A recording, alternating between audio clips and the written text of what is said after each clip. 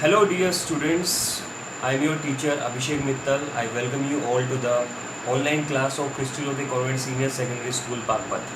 So today we are going to study about lesson 10 of Reverie We Are the Music Makers. This is the last chapter of your textbook. Okay, and the author is Arthur William Edgar O'Shaughnessy. Right? I hope you have understood the word. So from the very title itself, we are the music makers. I hope you understand that we are going to talk about the artists, not particularly only about music makers, but all artists, right?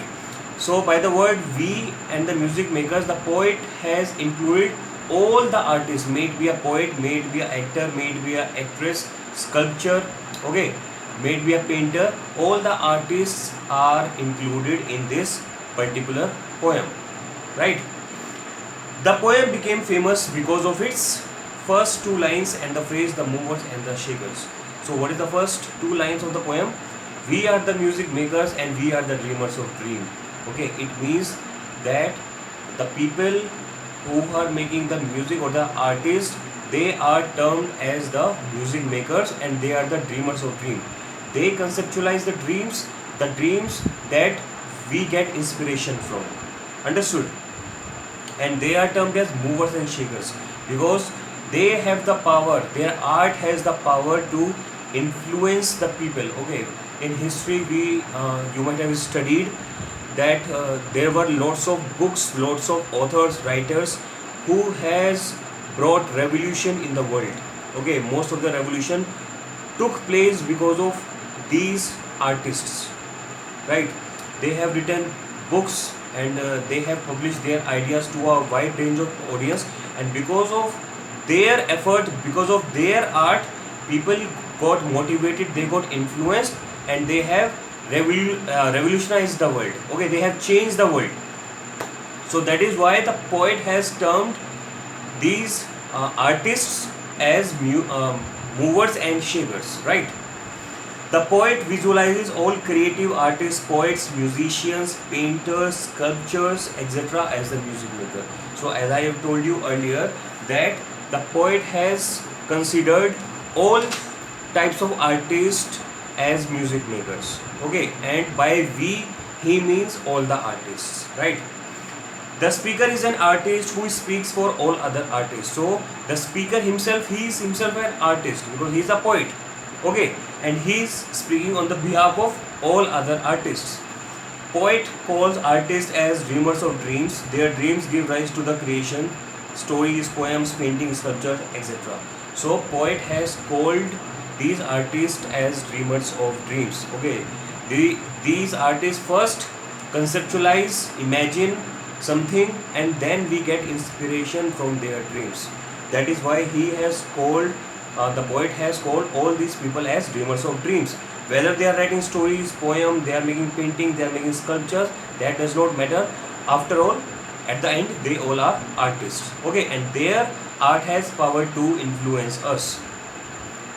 Artists live a lonely life away from society, wandering by the stormy sea or sitting by the lonely streams, thinking and lost in their dreams. So most of the times we find these artists secluded from the main society. Okay, they prefer to remain aloof from the normal world. They try to remain lonely or excluded or secluded from the normal society because they need that particular kind of peace or environment to just think of their art. Okay, to bring out something unique, something special from within. Okay, that is why they remain in peace and serenity away from the society. They seem to be losers or unsuccessful in material terms, and sometimes they are referred to as losers, world losers and world forsakers because they are not enjoying the materialistic world as other people are. Okay, most of the time these artists are lost in their dreams, they remain secluded, they are not enjoying the comforts, the luxuries of the society. That's why sometimes they are called as world movers and world shakers, world forsakers. They seem to remain away from real life, leaving all comforts of the world in order to discover beauty in human nature and elsewhere. So to discover that beauty of human nature, of nature, they have to remain away from the society, away from the comforts. Okay, yet they have a powerful role as movers and shakers of the world. And still, the poet has called them as movers and shakers. Why?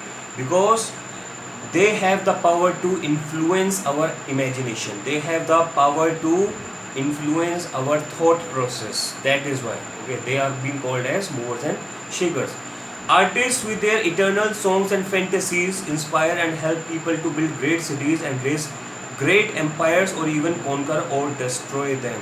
So with their art, they have the power to motivate people, motivate to build cities, okay, maybe sometimes to destroy cities or to conquer cities. Okay, so this is their power, the power of their art, okay, that every artist has. This way they are the leaders of the world. Their art needs to be celebrated. So that is why these artists has been termed as the leaders of the world, because it is because of their art, their thought, that a revolution comes in the world. Okay, as I have told you earlier, that the history is full of examples of such people who have changed the entire course of humanity by their art, by their poems, by their stories, by their ideas, by their writings. Okay, the power of artist is divine. That is why the poet has called that the power of artist is divine. Okay, it is eternal, it will never die. Okay, till the doomsday, or till the humanity survives on this earth, their power, the power of artists or their work is never going to be died.